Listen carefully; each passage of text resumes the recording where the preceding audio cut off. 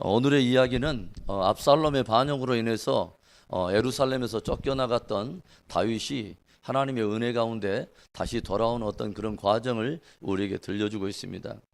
다윗이라고 하는 한 사람을 하나님께서 마지막 세대 특별히 그리워하시며 다윗의 세대를 일으키시고 다윗의 장막을 다시 회복하리라 하는 하나님의 어떤 기대가 있음을 우리가 끊임없이 우리 함께 나눠보았습니다. 특별히 다윗이라고 하는 한 사람의 일생에 아주 중요한 5곳의 장소를 우리는 끊임없이 말해왔어요. 첫 번째 장소가 어디였습니까? 바로 유대 땅 베들레헴이라고 하는 곳. 그래서 베들레헴이라고 하는 장소는 다윗이 소년이었을 때 아버지의 심부름을 받아서 늘 매일처럼 양떼를 지키며 아무도 보지 않은 곳에서 하나님 앞에 자기의 충성됨을 연단받았던 곳, 아무도 바라보지 않았던 그곳에 하나님 한 분만을 관객으로 예배했던 예배의 영성의 기초를 다졌던 바로 그곳이라고 우리가 말할 수 있죠. 베들레헴에서 그런 하나님의 아름다운 연단 속에 빚어져가는 이 다윗을 하나님께서는 일약도 스타듬에 올리시죠. 그래서 기브아라고 하는 곳에 바로 그곳에 사울의 왕궁이 있는 바로 그곳에 골리앗과의 한판 전쟁을 통해서 승리한 다윗을 하나님께서 이 다윗을 왕궁에 드러내시고 과연 베들레헴 아무도 보지 않았던 곳에서 충성되고 아무도 보지 않았던 곳에서 예배했던 다윗은 역시 왕궁의 호화로운 삶과 그에게 붙여진 여러 직위와 명예와 높은 어떤 그 위치에도 불구하고 여전히 하나님을 예배할 것인가, 여전히 하나님 앞에 충성될 것인가를 가늠해보는 어떤 신앙의 리트머스 시험지와 같은 그런 명예와 어떤 영광을 줘봤다는 것이죠. 그러나 그곳에도 역시 다윗이 하나님 앞에 충성되고 예배 영성을 보여주는 것을 보게 되죠. 그런데 그런 일시적인 형통과 이런 명예가 주어졌을 때 하나님께서는 그 모든 것들을 일시간에 모두 다 한번 다 빼앗아 보는 또 그런 또 시험을 주시잖아요. 바로 그것이 뭐냐면 아둘람 굴에 다윗을 쳐박는 그런 어떤 낮은 위치에 다시 또 추락시키는 하나님의 그런 기이한 방법이 있다는 거죠. 그래서 그곳에서 다윗은 어떤 사람들을 만나게 됩니까? 왕궁에서는 만날 수 없었던 사람들, 원통한 자, 빚진 자, 이런 마음 상한 자들 400명이 아둘람 굴에 찾아오지 않습니까? 바로 그곳에서 다윗 왕은 뭐예요? 바로 그곳에서 진짜 그가 품어야 될 백성들이 어떤 백성들인가, 정말 다윗의 나라에 하나님의 나라의 그 백성들의 그 아픔들을 함께 치유해 가면서 함께 겪어가면서 정말 낮은 자들과 함께 그렇게 공동체 생활하면서 그 백성들을 일으켜 세우는 진짜 왕의 영성이 그 안에서 빚어지는 그런 어떤 모습을 우리가 보게 되지 않습니까? 또 그곳에 있을 때 하나님께서 이제는 뭐요? 광야의 많은 연단 속에 이제는 한 지파의 왕으로 세우죠. 어디에서?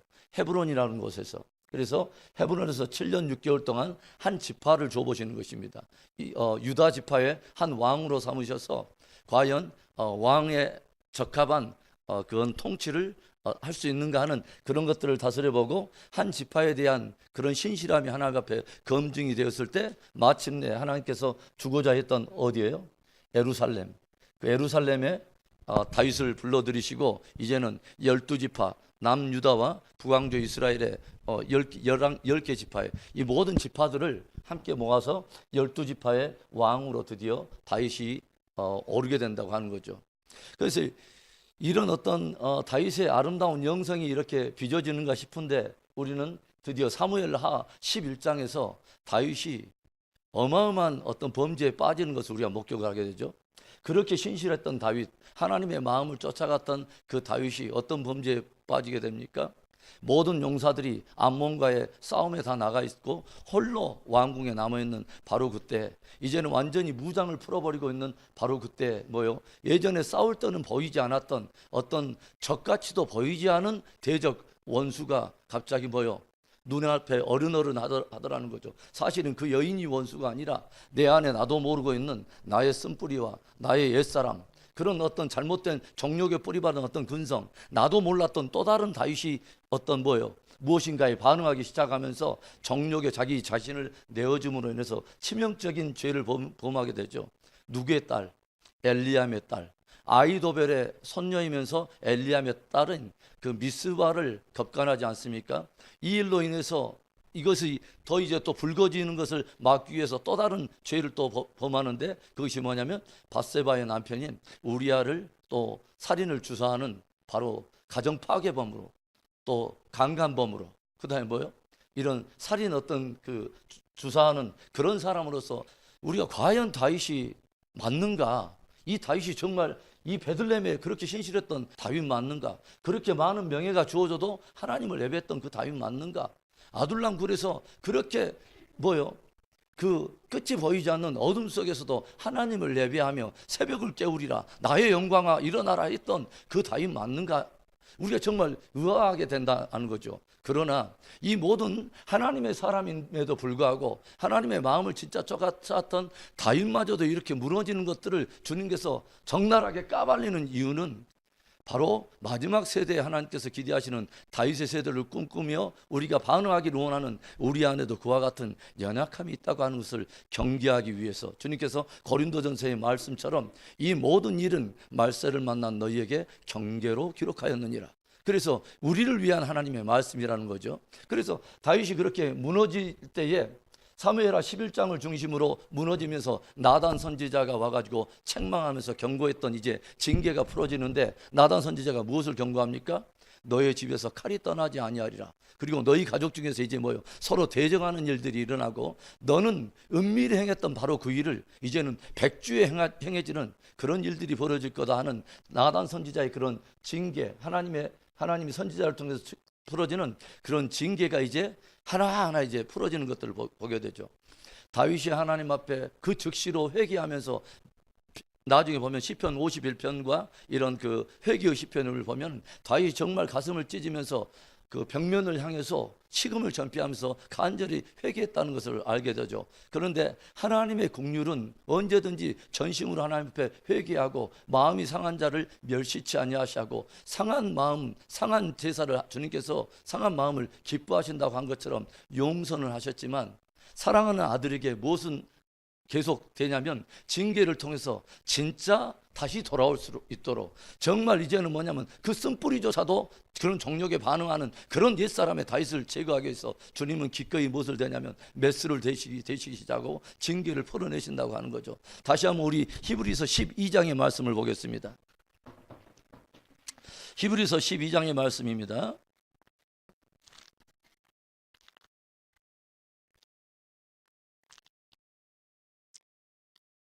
히브리서 12장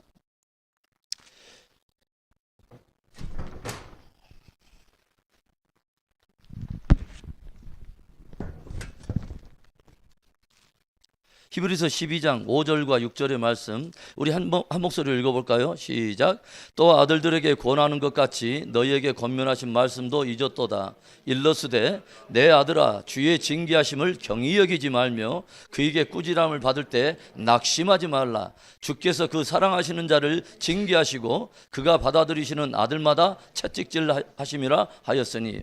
그래서 하나님께서 사랑하는 자를 징계하신다는 거죠. 기뻐하는 자를 기꺼이 처달하신다는 거죠. 매를 드신다는 거죠. 왜냐하면 그 아들이 진심으로 정말 바르게 돌아오도록, 정말 하나님 앞에 전심으로 그 반응할 수 있도록 하나님께서 빚으시는 그 어떤 기준의 어떤 형상들을 빚어내셔서 정말 끝까지 다윗으로 살아갈 수 있도록, 정말 다윗으로 하나님을 예배할 수 있도록 기꺼이 손을 대신다는 거죠.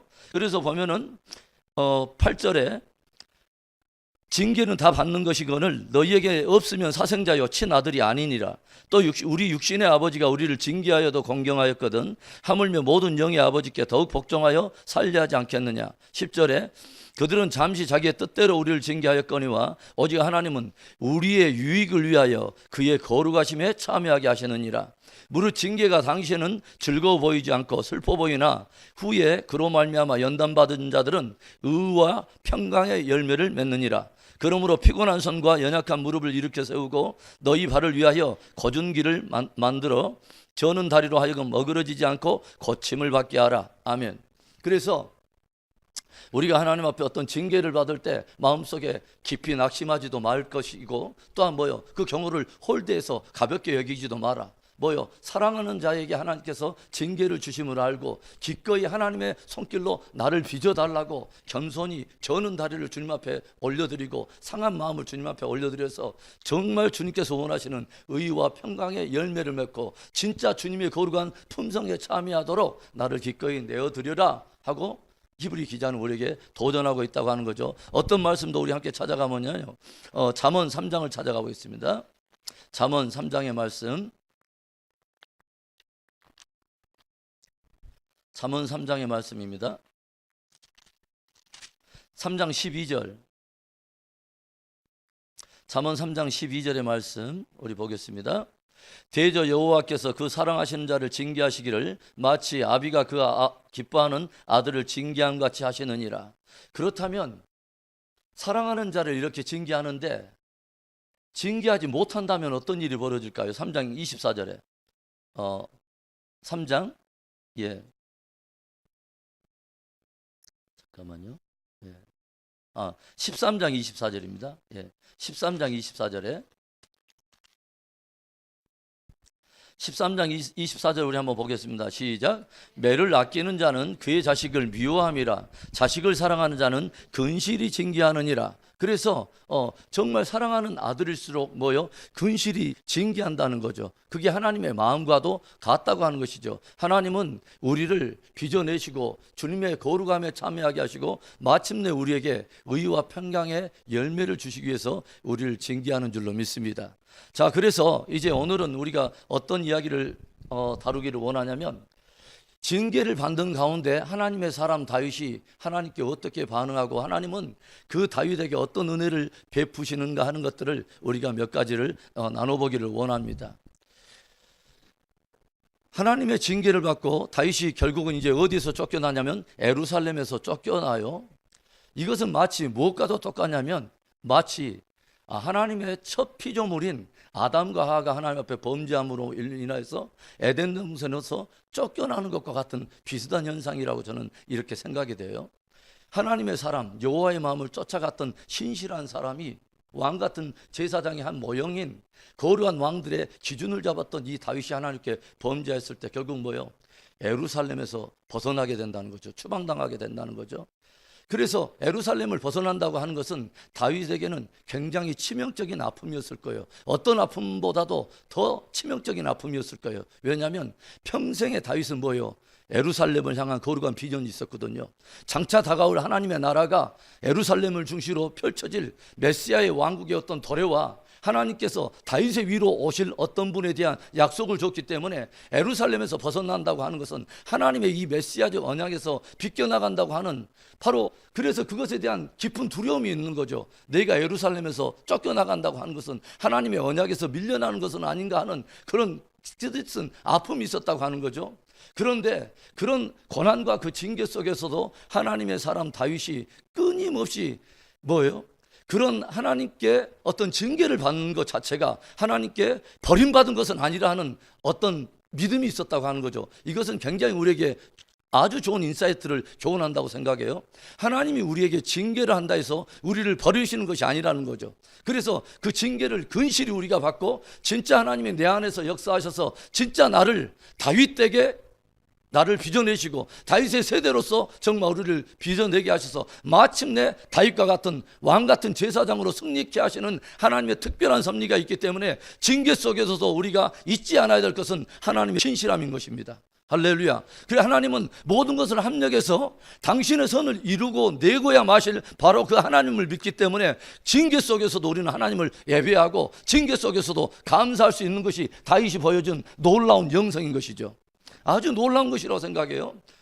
우리가 징계를 받을 때 오늘 말씀처럼 뭐요? 경홀히 여겨서 가볍게 여겨서도 아니지만 그것을 인해서 깊이 낙심할 필요도 없다는 거죠. 정말 그것에 인해서 어떤 내 안에 깊은 어떤 죄악으로 인해서 쓰디쓴 것이 있다면 사익과 같이 하나님 앞에 나가서 간절히 회개하고 용서함을 받고 징계가 확실히 다가올 때라도 그 징계를 통해서 또 하나님은 마침내 나를 뭐요? 내 안에 어떤 쓴뿌리를 다 벗겨버리고 진짜 다윗의 세대로 나를 준비시키려는 하나님의 귀한 은혜가 있음을 알고 하나님을 예배하면서 우리가 정직하게 반응하고 더욱더 하나님 앞에 가까이 나가야 할 줄로 믿습니다. 할렐루야. 이것이 하나님의 사람의 은혜고 하나님의 자녀의 특권이라고 저는 믿습니다. 그래서 그렇게 반응할 때 어떤 일이 벌어지느냐, 다윗이 이제는 뭐요? 예루살렘을 쫓겨나가면서 기드론 시내를 걸어갈 때 사람이 고난을 당하면 주변에 있는 사람들의 태도가 바뀌는 것을 우리가 봐요. 평상시에는 다윗이 잘 나갈 때는, 왕이었을 때는 주변에 많은 사람들이 붙었어요. 그런데 고난을 당할 때 우리가 알지 않습니까? 주변에 있는 사람들이 반응이 달라져요. 어떤 사람은 뭐요? 예전에는 정말 사람 같지 않았던 그런 사람이 난데없이 뭐요? 다윗에게 돌팔매를 던지면서 그 저주하는 사람이 있죠. 누구죠? 예, 얼마 전에 성경 공부를 했는데도 이렇게 또 시므이라고 하는 사람이 뭐요? 나가서 막 돌을 던지면서 비루한 자야 일종의 뭐요? 사울 왕가의 편에 서서 시므이가 뭐 다윗을 계속 저주하는 막 내용을 받지 않습니까? 던지지 않습니까? 너는 죄를 저질러서 너는 이제 죄값 치르는 거야. 너한테는 구원이 없어. 너한테는 뭐요? 앞으로 여호와의 도움을 생각하지도 말어 하면서 계속 저주하지 않습니까? 또 그러다 보니까 또 옆에서는 어떤 사람이 있어요? 또 기이하게 이 다윗이 고난을 당할 때 무엇인가를 가지고 또 접대하는 사람들이 나오지 않습니까? 누구죠? 무비보셋을 섬겼던 시바라고 하는 그 종과 그다음에 뭐요? 바르실레와 같은 사람들이 나와서 어떤 많은 그 곡식을 가지고 도망가는, 고난당해서 강을 건너는 이 다윗 왕의 군대들에게 먹이기 위해서 깊게 모든 곡식을 갖고 와가지고 하나님의 은밀한 공급의 어떤 은혜의 한 통로로 또 쓰임받는 그런 사람들이 있지 않습니까? 하나님의 사람이 고난을 당할 때 주변에 있는 많은 사람들이 여러 어떤 면으로 우리가 그 반응하는 것들을 우리가 보게 되죠. 그래서 도망을 가게 되는데 이제 어떤 일이 벌어지냐면 어떤 한 사람이 또 찾아와요. 누구가 오냐면은 후세라고 하는 사람이 찾아옵니다. 그래서 후세라고 하는 사람이 다윗의 어떤 아주 그 친밀한 우정 가운데 있던 한 신하인데, 이 사람이 뭐냐면 함께 나도 당신과 함께 기드론 시내를 건너서 당신과 함께 나도 고난을 당하겠습니다 하는데, 이 다윗이 뭐라고 합니까? 아니다, 그렇게 하지 마라. 너는 압살롬에게 돌아가 가지고 나를 위해서 너의 어떤 지혜의 모략을 풀 수 있으면 풀어주라. 그리고 압살롬 주변에 아주 그 탁월한 하나의 모사꾼이 있고 뭐요? 그 아주 뛰어난 어떤 카운셀러가 있는데 그 이름이 누굽니까? 아히도벨. 그렇죠? 아히도벨은 누구의 할아버지예요? 예, 밧세바의. 아히도벨의 아들이 누구라고요? 엘리암의 딸이 밧세바였죠. 그런데 이 아히도벨의 그 애언하는 수준, 그리고 모든 국민들이 이 아히도벨을 어느 정도 수준으로 생각했습니까? 사무엘하를 가볼까요? 사무엘하에 자 가봅시다. 사무엘하 15장인가요? 자 가봅시다. 자 16장이군요. 자 16장 23절을 보겠습니다. 그때 아히도벨이 베푸는 계략은 사람이 하나님께 물어서 받은 말씀과 같은 것이라. 아히도벨의 모든 계략은 다윗에게나 압살롬에게나 그와 같이 여겨졌더라. 아히도벨이라고 하는 이 사람의 어떤 애언적인 어떤 수준이라든가 모략을 베풀어내는 수준이 모든 사람들이 다 인정할 정도로, 다윗 쪽의 편에서도 그렇고 압살롬의 편에서도 그렇게 인정할 정도로 탁월한 어떤 지략가였다는 것이죠. 그런데 지금 이 아히도벨이 누구에게 붙었냐면 압살롬에게 딱 붙은 것입니다. 그리고 나중에 보니까 이 압살롬 편에 붙어가지고 나중에 어떤 것을 막 모략을 이렇게 베푸냐면은 당신이 이제는 당신의 아버지 이제 직위를 이제 차지했기 때문에 많은 사람들한테 당신의 어떤 그 힘과 당신의 어떤 무엇인가를 보여줄 필요가 있다 하면서 어떤 지략을 표현하냐면, 다윗 왕은 은밀히 밧세바에 행했던 바로 그 일을 백주에 행하리라 하는 나단 선지자의 그 어떤 애언처럼 바로 이 아히도벨이 베푼 것이 뭐예요? 왕이 거느리던 후궁들과 그 여인들을 백주에 대낮에 많은 사람들 앞에서 겁간하시옵소서. 그래가지고 이 압살롬이 아히도벨의 지략을 따라서 그 일을 또 백주에 행하지 않습니까?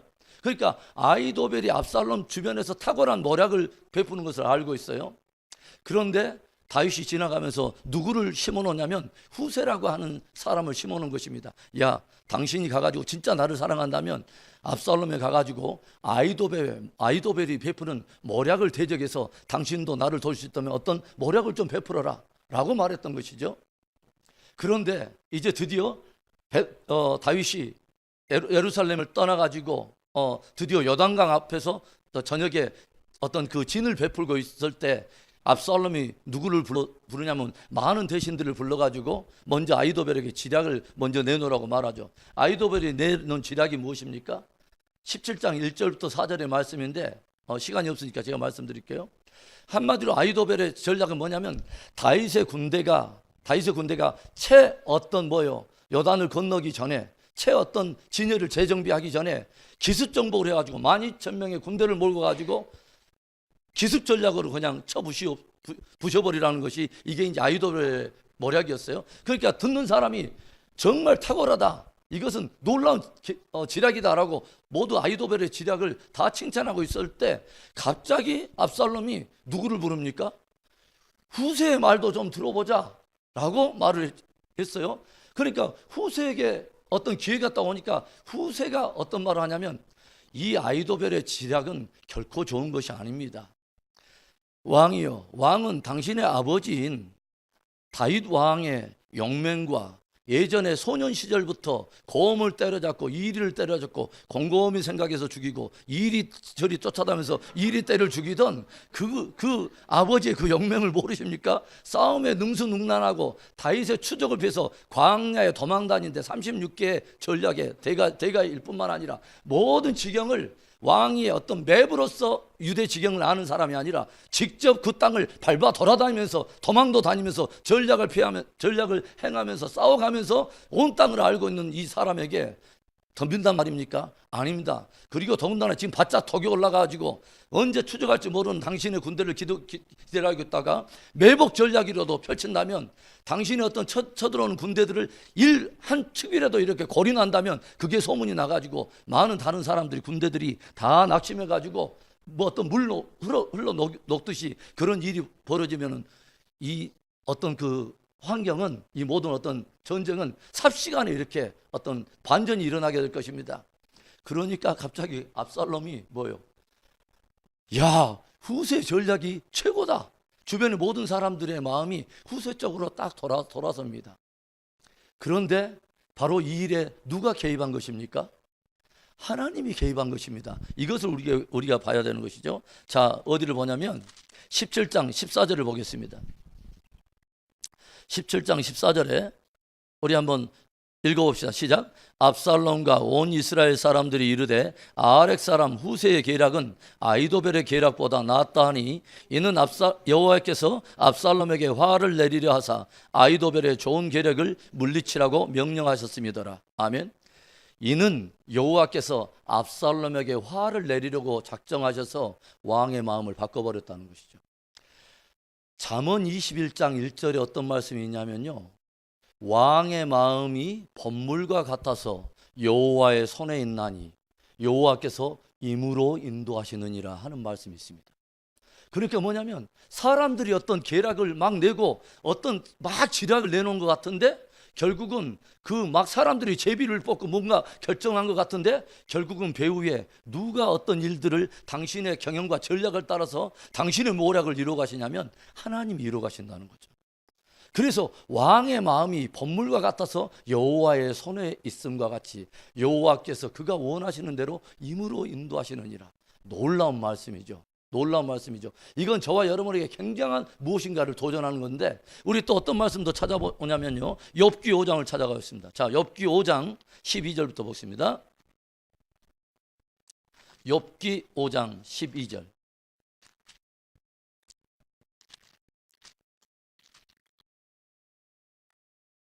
욥기 5장 12절을 보겠습니다. 자, 5장 12절부터 14절의 말씀 제가 읽어볼게요. 하나님은 교활한 자의 계교를 꺾으사 그들의 손이 성공하지 못하게 하시며 지혜로운 자가 자기의 계략에 빠지게 하시며 간교한 자의 계략을 무너뜨리심으로 그들은 낮에도 어둠을 만나고 대낮에도 더듬기를 밤과 같이 하느니라. 하나님은 어떤 자의 계교를 꺾어버리시냐면 간귀한 자의 계교를 꺾어버리시고 그들의 손이 성공하지 못하게 하시고 지혜로운 자가 자기의 계략에 빠지게 하셔서 간귀한 자의 계력을 다 무너뜨려 버리신다는 거죠. 그러면 결국은 누구의 모략에 선다는 것입니까? 바로 하나님께서 이루고자 하는 하나님의 모략에 선다고 하는 것입니다. 할렐루야. 그러니까 오늘 아랫사람 후세와 아이도벨의 어떤 그 전략의 어떤 차원들을 우리가 통해서 이 일이 되어지는 것들을 우리가 통해서 진짜 배워야 될 것은 저와 여러분들이 사람의 말과 사람의 지략에 귀를 기울이는 것보다 훨씬 중요한 것은 하나님 편에 서는 것입니다. 하나님 편에서 하나님이 어떤 지혜와 계략을 우리에게 말씀하시는가 하는 하나님의 말씀에 우리가 청종하는 것입니다. 그것이 진짜 지혜인 줄로 믿습니다. 할렐루야.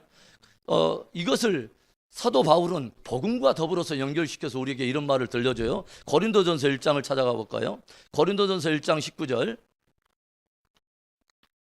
고린도전서 1장 19절 보겠습니다.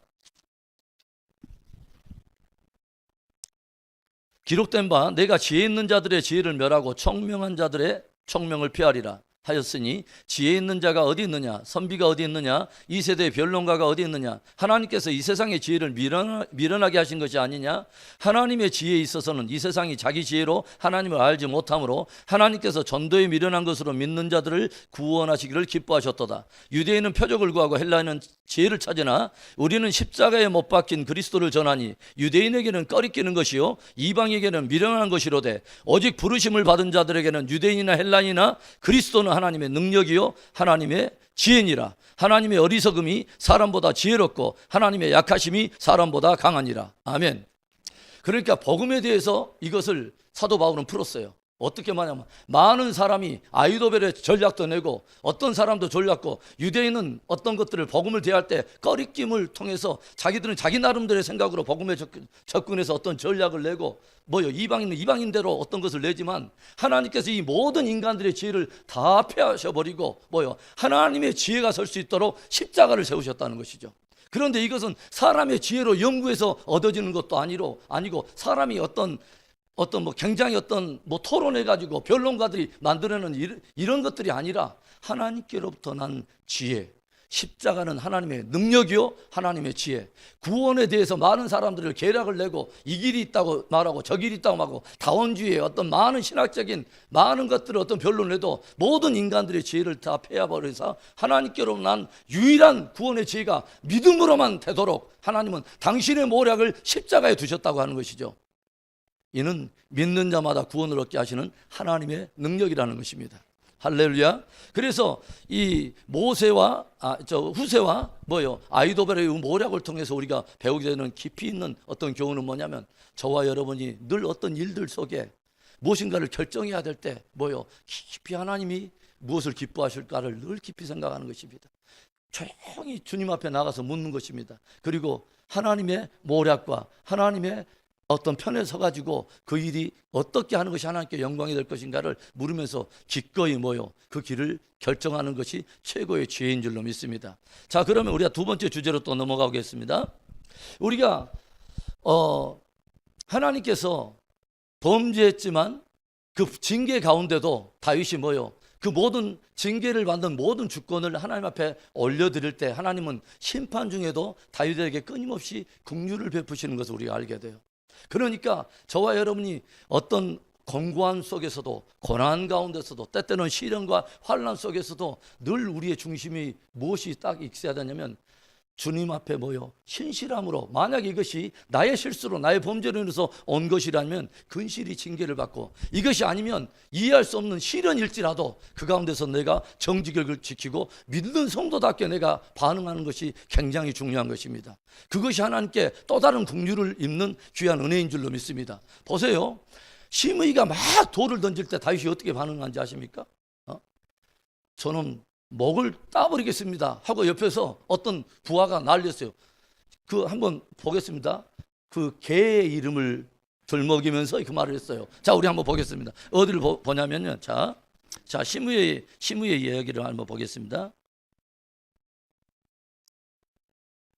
자, 16장이죠.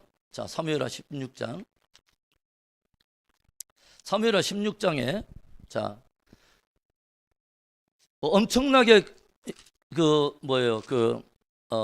저주했어요. 엄청나게 저주했어요. 그러니까 9절에 뭐라 하냐면 옆에 있던 아비새가 수르야의 아들 아비새가 왕께 여짜오되 이 죽은 개가 이렇게 이야기가 나와요. 어찌 내 주 왕을 저주하리까? 청하건대 내가 건너가서 그의 머리를 베게 하소서 하니 이때 다윗이 어떻게 반응한가 보세요. 전심으로 다윗이 자신의 어떤 범죄로 인한 징계에 대한 모든 징계의 주권을 주님 앞에 겸손히 내려놓는 것을 봐요. 보세요. 이게 다윗의 말입니다. 왕이 이르되 수르야의 아들들아 내가 너희와 무슨 상관이 있느냐? 그가 저주하는 것은 여호와께서 그에게 다윗을 저주하라 하심이니 내가 어찌 그리하였느냐 할 자가 누구겠느냐고.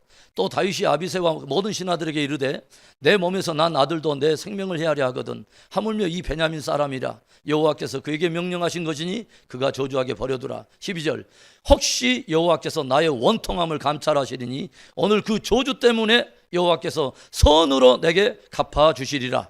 아멘. 그게 무슨 말이냐면 이것이 하나님께로부터 난 징계라면 나는 기꺼이 받을 각오가 돼 있다. 그리고 혹시라도 내가 그 징계 가운데도 내가 근실하게 하나님 앞에 내가 반응을 하고 저로 하여금 하나님의 주권 앞에 올려드리고 저가 마음껏 나를 그렇게 하더라도 내가 반응했던 어떤 그 믿음을 보사 그것을 오히려 주님께서 선으로 바꿔주실 줄을 누가 알겠느냐. 그래서 나는 주님의 주권에 맡기기로 했다라고 겸손히 징계에 임하는 다윗의 신실한 모습을 우리가 보게 된다는 것이죠. 그러니까 이런 모습을 볼 때 하나님께서 결국은 다윗에게 끊임없이 어떤 은혜를 베푸시는데 보세요. 아이도벨의 모략이 폐한바되고 후세의 모략이 모든 사람들에게 채택했어요. 그런데 이 일에 누구가 개입했다고 말했냐면 여호와께서 개입했는데 하나님이 개입하신 것이 어떤 근거가 있었을 거 아니에요? 그것을 우리가 어디서 보게 되냐면요. 한번 봅시다. 사무엘하 15장 31절을 보겠습니다. 30절부터 보겠습니다. 15장 30절에 다윗이 감람산 길로 올라갈 때에 그의 머리를 그가 가리고 맨발로 울며 가고 그와 함께 가는 모든 백성들도 각각 자기의 머리를 가리고 울며 올라가니라. 31절 어떤 사람이 다윗에게 알리되 압살롬과 함께 모반한 자들 가운데 아이도벨이 있나이다 하니 다윗이 이르되 그 짧은 순간에 하나님께 기도를 합니다. 뭐라 하냐면 여호와여 원하건대 아이도벨의 모략을 어리석게 하옵소서 하니라. 하나님께서 근실이 징계받는 가운데 하나님 앞에 겸손히 하나님 앞에 간구하는 다윗의 기도를 무시하지 않았다는 거죠. 하나님이여 아이도벨의 모략을 피하시옵소서 하고 간절히 긍휼을 구할 때 심판 중에도 긍휼을 베푸시는 하나님, 다윗의 기도를 들으셨다고 하는 거죠. 우리가 그래서 권고함과 고난과 시련 가운데도 우리가 근실히 하나님 앞에 나아가서 우리는 기도해야 되는 것입니다. 우리의 간절한 기도를 하나님께서 심판 중에도 우리에게 긍휼을 베푸사 선으로 바꿔주시고 악한 자의 계교를 다 회파해버리시고 어둠을 꺾어버리시고 마침내 우리 안에 하나님을 향한 진실한 믿음을 공의처럼 드러내실 그 날을 기대하면서 우리는 기꺼이 기도의 무릎을 꿇어야 할 줄로 믿습니다. 그게 하나님의 사람의 모습인 것이죠. 그랬더니 하나님께서 아이도벨의 계략을 파해버렸다고 하는 것이죠. 이게 심판 중에 베풀어 주시고 심판 중에 응답해 주신 하나님의 놀라운 은혜가 하나 있었다고 하는 것이죠.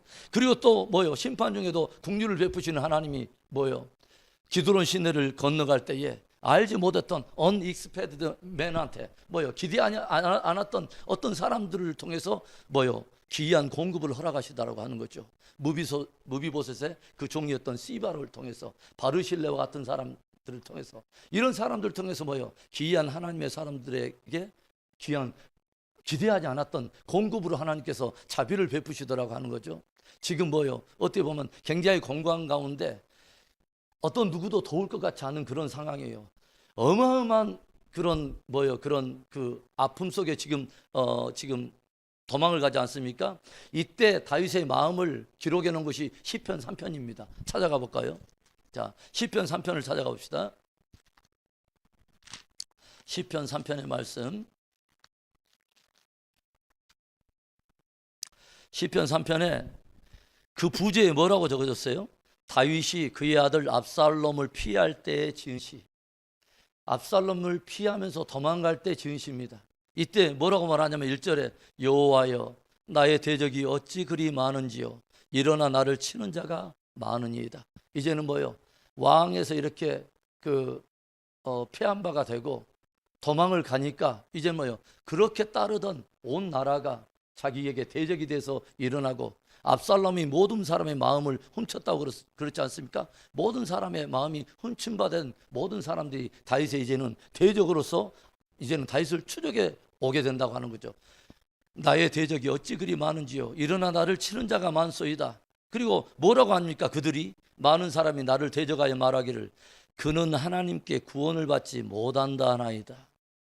저들은 뭐냐면 야 네가 범죄했잖아. 그러니까 너는 이제는 구원 없어. 너는 이제 뭐냐면 야 시므에가 막 돌 던지면서 했던 말이 그런 말이에요. 뭐요? 너는 여호와께 도움을 얻는다고? 니까지 이렇게 기도해? 이런 말이 외부에서 들려오기도 하고 내 내면 안에서 참소하는 막 그런 어떤 사단의 참소들이 일어나면서 내가 어떤 그 비참한 어떤 그런 자아상 속에 빠지게 만드는 그런 대적들이 어마어마하게 막 일어나더라고 하는 거죠. 외부에서 내부에서 막 일어나더라고 하는 거죠. 그런데 다윗의 위대함은 어디 있다고 제가 말했어요? 그 가운데도 하나님을 바라보고 궁극적으로는 선을 이뤄내실 하나님을 바라보면서 간절히 하나님을 붙들었다고 하는 거죠. 그게 이제 3절부터의 기도예요. 뭐라고 말합니까? 여호와여 주는 나의 방패시오. 많은 대적들이 쏘아대는 불화살과 같던 그 화전을 주님께서 막아달라는 거죠. 주는 나의 방패시오. 할렐루야. 주는 나의 방패시오. 그 다음에 뭐요? 나의 영광이시오. 나의 영광이시오. 그 다음에 기가 막힌 말이 나옵니다. 읽어봅시다. 나의 머리를 드시는 자니이다. 아멘. 예전 조선시대 사극을 보면은 어마어마한 그 범죄를 저질렀던 죄인이 중죄인이 왕 앞에 뭐요? 감히 고개를 못 들고 엎드려 있는 그때에 왕이 긍휼을 베풀 때 있죠. 머리를 들라. 이거 한 번 하면 끝나는 거예요. 왕은 이렇게 머리를 들라 하면서 주님께서 자비를 베푸시면 그 즉시로 사면이야. 할렐루야. 그 자체로 복직이고 모든 게 다 회복인 것입니다. 할렐루야. 제가 이 부분에 이 3절로 가지고 있는 찬양이 있어요. 여호와 나의 방패시며 나의 영광 나의 머리 드는 주. 이 가사가 2번 반복되는 그 올레이션스의 그 경배와 찬양 중에 하나인데요. 예전에 이 찬양을 제가 너무너무 좋아했어요. 그리고 이 찬양 부르면서 새벽마다 많이 울었습니다. 주님 앞에 우리 안에 막 그 있었던 내 안에 그 눌림들, 그리고 그 죄로 말미암은 나의 어떤 그 낮은 자존감들, 막 이런 것들을 생각하면서 그 가운데 조용히 이 가사가 얼마나 소중한지 몰라요.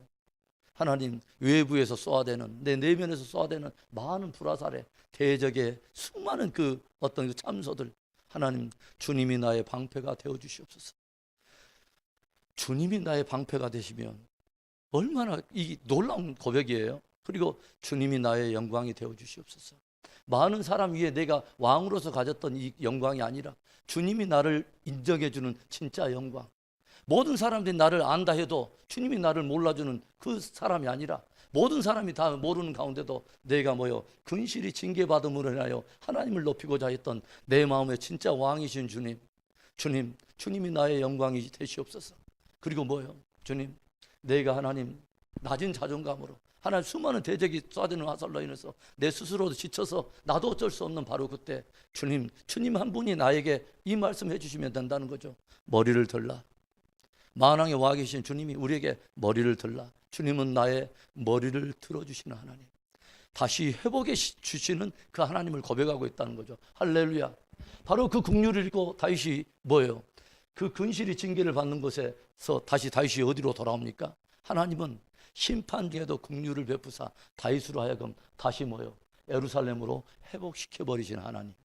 할렐루야. 다시 한번 예전에 잃어버렸던 그런 언약처럼 사실은 하나님께 버림받은 것 같은 그런 나의 어떤 어떤 그런 아픔 속에서도 하나님을 향한 신실함을 우리가 신뢰하고 근실하게 반응을 했더니 하나님 모든 것을 다 회복시켜 버리시는 하나님, 이전보다의 영광보다 훨씬 더 아름다운 잔치 인생으로 나를 회복해 버리시는 하나님의 은혜가 저와 여러분의 있기를 축원합니다. 그래서 이 일들로 인해서 이제는 뭐요? 하나님께서 이 다윗의 기도를 들어주시고 그 모든 대적을 결국은 다 쳐부시잖아요. 결국은 어떤 일들이 벌어집니까? 이제 후세의 전략이 압도적으로 이제 채택이 됨으로 해서 후세의 전략은 뭐예요? 12,000명 갖고도 안 됩니다. 매복 전략 당하면 큰일 납니다. 그래서 뭐냐면 2만 명이 아니라 모든 군대를 다 몰 정도로 인해 전술을 쓰시옵소서. 그래가지고 몽땅 가가지고 그냥 위에서 사람 그물로 그냥 이 새를 잡는 것처럼 확 덮쳐가지고 이 다윗을 생포하고, 그 다음에 혹시나 어떤 도성에 gat혀 있으면 그 도성을 모두 쓸어다가 그냥 이렇게 없애실 양으로 그렇게 함으로 해서 왕의 위엄을 보여주시옵소서 하는 이 후세 계략이 채택이 됐어요. 그런데 후세의 전략은 무엇입니까? 그러므로 인해서 다윗의 군대가 오늘 이 밤에 야영하지 않고 요단을 건너가지고 이제는 빨리 이 압살롬의 군대에서 벗어나서 재정비하도록 시간을 벌어주기 위한 건데, 하나님의 은혜를 베풀어서 후세의 전략이 채택되도록 은혜를 베푼 거 아닙니까? 그리고 나서 이 일이 딱 되니까 아히도벨은 어떤 일을 합니까? 자기의 의견이 채택되지 않은 것을 보고 자기 고향으로 짐 다 싸가지고 가가지고 목매달아서 자결을 합니다. 아히도벨은 무엇을 알고 있을까요? 다윗에게 조금이라도 시간을 주면 안 된다는 걸 알고 있어요. 왜냐하면 다윗은 금방 재정비해가지고 다윗의 진짜 용맹과 지략을 알고 있기 때문에 다윗의 군대가 이제는 강을 건너서 진짜 시간을 가지고 재정비만 하면 뭐요? 금세 어떤 상황은 반전될 것을 아히도벨은 정확히 알고 있는 것입니다. 그러면 누가 주범이 될까요? 전략을 줬던 자기의 운명을 알고 있기 때문에 아히도벨은 자기의 목숨을 끊어버린 것입니다. 어떤 이런 많은 일들 속에 하나님께서 심판 중에도 긍휼을 잊지 아니하시는 하나님. 그래서 그 전쟁 속에서 승리케 하시고 마침내 결국은 예루살렘에 회복해 주시는 하나님 아닙니까? 그래서 시편 3편 3절 말고 그 뒤에 4절에 내가 나의 목소리로 여호와께 부르짖으니 그의 성산에서 응답하시는도다. 5절에 이제는 그 안에 확신이 일어나기 시작하니까 굉장한 고백이죠. 지금 상황이 뭐요? 도망가면서 기도론 시내를 지나가면서 막 마하나임이라고 하는 그런 어떤 전략지를 향해서 가면서 이 시를 지었을지도 모르죠. 사실은 잠이 오지 않을 어떤 그런 그 밤에 놀라운 고백을 해요. 이제는 뭐요? 모든 주권을 하나님께 맡겨버리고 나의 영광이요 방패시요 내 머리를 드시는 우리 하나님을 향한 신실한 딱 그 마음을 딱 뿌리를 박아버리니까 이 고백이 터져나와요. 5절에 내가 누워 자고 깨었으니 여호와께서 나를 붙드심이로다. 여호와께서 나를 붙드심이로다. 천만인이 나를 에워싸 진친다 하여도 나는 두려워하지 아니리다. 여호와여 일어나소서 나의 하나님이여 나를 구원하소서. 주께서 나의 모든 원수의 뺨을 치시며 악인의 이를 꺾으셨나이다. 8절 함께 읽습니다. 구원은 여호와께 있사오니 주의 복을 주의 백성에게 내리소서. 아멘. 네. 그래서 이제 다윗이 하나님 앞에 전심으로 모든 것들을 의지하고 평안을 얻으면서 승리해가는 것들을 우리가 보게 되죠. 그 다음에 마지막 이제 하나의 주제를 보면은 원수를 품는 다윗의 영성을 우리가 보게 되죠. 결국은 이제 전쟁이 벌어지면서 압살롬이 결국은 죽게 되죠. 어떻게 죽냐면 압살롬이 원래는 머리끝부터 정수리까지 흠이 없는 자라고 그랬어요. 성경을 보니까 정말 쭉쭉 빵빵해요. 요즘 보면은 정말 잘 빠진 사람이에요. 이 남자치고는 너무너무 잘생긴 정말 기가 막힌 사람이죠. 그런데 이 압살롬이 특별히 어디가 제일로 멋있었냐면 이 머리가 또 기가 막힌 거죠.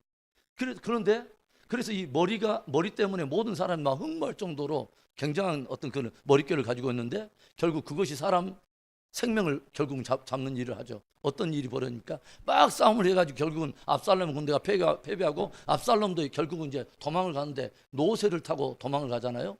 노새를 타고 다 도망가는데 어디를 지납니까? 상수리 나무 밑에를 싹 지나가고 있는데 나무가지에 뭐가 걸렸어요. 뭐가 걸립니까? 머릿결이 딱 걸려가지고 노새는 싹 빠져나가가지고 그것으로 공중공중에 매달렸다고 하는 아름다운 이야기가 이게 이제 벌어져 있는데, 이것으로 인해서 그것을 보던 다윗의 병사 하나가 죽이려고 하다가 마음속에 도저히 못 죽이죠. 왜 그러냐면 이 병사의 마음속에는 그래도 모반을 했으려도 뭐냐면 다윗 왕의 아들이면서 지금 그래도 왕이에요. 그러니까 뭐냐면 차마 죽이지를 못하고 요압 장군에게 가가지고 이걸 보고하는데 요압은 가가지고 창으로 찔러서 심장을 찔러서 죽여버리죠. 그런데 다윗 왕의 본심이 무엇이었냐 이거죠. 다윗 왕이 압살롬이 모반을 일으켰음에도 불구하고 다윗 왕의 마음에 어떤 마음이 있었는지 아십니까? 우리가 그걸 찾아가 봅시다. 18장 5절에 사무엘하 18장 5절 18장 5절에 요압과 모든 군대 장관들이 나갈 때 전쟁을 하러 나갈 때 요압과 이 3대 장군에게 사령관들에게 이 말을 합니다. 왕이 요압과 아비새와 이때에게 명령하여 이르되 나를 위하여 젊은 압살롬을 너그러이 대우하라 하니 왕이 압살롬을 위하여 모든 군 지휘관에게 명령할 때 백성들이 다 들으니라. 무엇을 말합니까? 지금 3개 사령관이 압살롬의 군대를 지금 진압하러 나갈 때 출정하기 전에 다윗은 그들에게 간절히 무엇을 부탁합니까? 내 아들 압살롬을 나를 위해서 선대해 주라는 것이죠. 너그럽게 대해주라고 한 것이죠. 어떤 일이 있더라도 뭐요? 그렇게 전쟁을 하면서 전쟁을 치러야 될 어떤 그런 상황이지만 뭐요? 어떤 특별한 상황이 혹시다 벌어질다면 그에게 관대하게 대해주라는 거죠. 그에게 긍휼을 베풀어 주라는 것이죠. 이게 하나님의 마음이었어요. 심판 중에도 긍휼을 잊지 아니하시는 하나님의 마음처럼 다윗 왕에게도 어떤 마음이냐면 아들을 뜨겁게 사랑하는 마음이 있었던 거죠. 그래서 이 일이 이루어지는데 나중에는 결국은 압살롬이 죽을 때 결국은 뭐요? 이제 신하들에 의해서 이것이 보고를 받는데 이 다윗이 어떻게 반응을 합니까? 나를 반역하더니 잘했다고 그런 것이 아니라 이 다윗 왕이 무엇을 해요? 다윗 왕의 반응을 우리 한번 볼까요? 자, 18장 33절에 왕의 마음이 심히 아파 문 위층으로 올라가서 우니라. 그가 올라갈 때 말하기를 내 아들 압살롬아 차라리 내가 너를 대신하여 죽었다면 압살롬 내 아들아 하였더라. 그래서 압살롬의 그 죽음을 듣고 다윗 왕이 심히 마음이 아파가지고 어쩔 줄 모르고 펑펑 울면서 왕이 이 울음을 그칠 줄을 몰라요. 그래서 나중에 어떤 일이 벌어져요? 이 슬픔이 진짜 슬픔이라는 걸 이 성경이 어떻게 증가하고 있습니까? 요압 장군과 군대들이 다 승리하고 나서도 조용히 들어갑니다. 성으로. 왜 들어가요? 왕이 승리했음에도 불구하고 압살롬이 죽었다는 그 말 때문에 왕이 울고 있으니까 승리했어도 기쁘다고 말을도 못하고 조용히 가가지고 쥐죽은 듯이 가가지고 왕의 눈치만 살펴보고 있는 일이 벌어지지 않습니까? 왕의 마음이었습니다. 다윗의 왕의 마음이었습니다. 뭐요? 원수를 품는 그런 영성이 있었다고 하는 거죠. 그리고 나중에 자기에게 돌을 던졌던 그 시므이를 어떻게 또 대합니까? 시므이는 하여간 어디든지 항상 처음인 것 같아. 보니까 돌 던질 때도 제일 먼저 막 돌 던지더니 드디어 왕이 다윗이 요단강 건너서 다시 기드론 시내 안으로 예루살렘으로 돌아오고 있다고 하니까 제일로 먼저 누가 또 뛰어나냐면 도둑이 재발 제린다고 제일로 먼저 또 시므이가 또 튀어나가지 않습니까? 그래가지고 시므이가 뭐 어떤 막 변명을 일으킬 때 막 다윗에게 한마디로 살려달라는 거죠. 그러니까 이때 다윗이 어떻게 반응합니까? 또 한번 그것만 보고 우리 봅시다. 19장 22절 23절 또 이때 하여간 옆에서 죽이자고 하는 사람도 똑같아요. 늘 그 수르야의 아들들이 있어요. 하여간 늘 죽이자는 거야. 일단은 내가 목 따겠다는 거야. 하여간 엄한 일에 굉장히 용맹스러운 사람들이 있어요. 21절에 수르야의 아들 아비새가 대답하여 이르되 시므이가 여호와의 기름 부으신 자를 저주하였으니 그로 말미암아 죽어야 마땅하지 아니하니까 아니라 22절에 다윗이 이르되 똑같은 말하죠. 수르야의 아들들아 내가 너희와 무슨 상관이 있기에 너희가 오늘 나의 원수가 되려느냐? 오늘 어찌하여 이스라엘 가운데서 사람을 죽이겠느냐? 내가 오늘 이스라엘의 왕이 된 것을 내가 알지 못하느냐 하고 왕이 시므에게 이르되 내가 죽지 아니하리라 하고 그에게 맹세하니라. 이것이 다윗의 마음입니다. 그러니까 다윗의 마음 속에는 뭐요? 사람을 귀하게 여기는 마음이 있고 원수였고 어떤 그 상황 속에서 자기에게 돌을 던졌던 시므이조차도 자기가 그 회복된 순간에 복수보다는 그가 나에게 긍휼을 구할 때 그를 기꺼이 용서하는 그런 마음이 있었다고 하는 거죠. 그렇게 조용히 보니까요, 다윗 안에는 진짜 왕의 영성이 있다는 것을 조용히 알게 되죠. 뭐요? 나에게 돌 던지는 사람도 나의 백성이고, 나에게 어떤 일을 행한 사람도 다 나의 백성이라는 거죠. 그런 어떤 그 소중한 진짜 왕의 영성이 있었다는 생각을 해봅니다. 저와 여러분 안에도 이런 왕 같은 제사장의 그런 영성이 있기를 축복합니다. 우리 기도하겠습니다.